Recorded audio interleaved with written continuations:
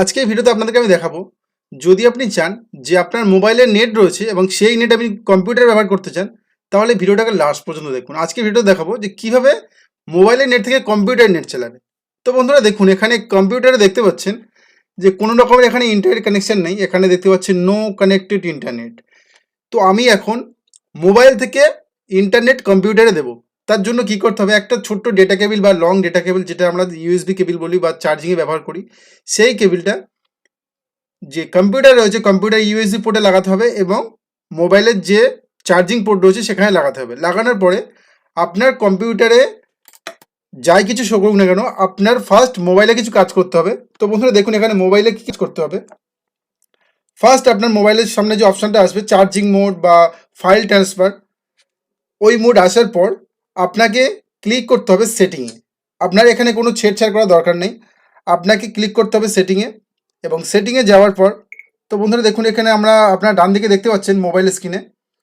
তো বন্ধুরা দেখুন, সেটিংয়ে যাওয়ার পর আপনারা কানেকশন অপশানে যাবেন। আর কানেকশন অপশানে যাওয়ার পর এখানে একটা অপশান দেখতে পাচ্ছেন মোবাইল হটস্পট বা টেস্টিং, এখানে একটি ক্লিক করবেন। তো বন্ধুরা এখানে একটা অপশান দেখতে পাচ্ছেন যে ইউএসবি টেস্টিং, তো জাস্ট এটাকে অন করে দেব। তো বন্ধুরা এটাকে অন করে দেওয়ার সাথে সাথে কম্পিউটারে আপনার নেট কানেকশন পেয়ে যাবেন। জাস্ট একটা ক্লিক এবং আপনার যে কম্পিউটার রয়েছে সেখানে আপনি পেয়ে যাবেন। তো বন্ধুরা দেখতে পাচ্ছেন এখানে ইয়েস চাইছে, তো আমরা এখানে জাস্ট ইয়েস করে দেবো। আর ইয়েস করে দেওয়ার সাথে সাথে বন্ধুরা দেখতে পাচ্ছেন এখানে ইন্টারনেট কানেকশন চলে এসছে। আর এখন যদি আমরা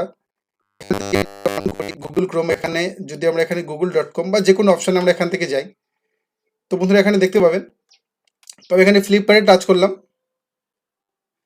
তো এখানে দেখতে পাচ্ছেন সহজে ফ্লিপকার্ট ওপেন হয়ে গেছে। এবং যদি আমরা এখন মোবাইলের যে টেস্টিং আমরা এখানে খুলেছিলাম, যদি এটা অফ করে দিই, জাস্ট এটাকে অফ করে দিই, তো বন্ধুরা দেখতে পাচ্ছেন এখানে অফ করে দেওয়ার সাথে সাথে যে কম্পিউটারে নেট চলে গেছে আর এখানে নতুন কোনো পেজ ওপেন হবে না। তো বন্ধুরা দেখতে পেলেন, আপনাদেরকে প্রুফ দিয়ে দিলাম যে কীভাবে মোবাইল থেকে কম্পিউটারে আপনার ইন্টারনেট ব্যবহার করবেন। তো বন্ধুরা যদি কোনো প্রশ্ন থাকে অবশ্যই কমেন্ট করবেন, আর ভিডিওটা ভালো লাগে লাইক করবেন। তো বন্ধুরা দেখা হচ্ছে পরের ভিডিওতে।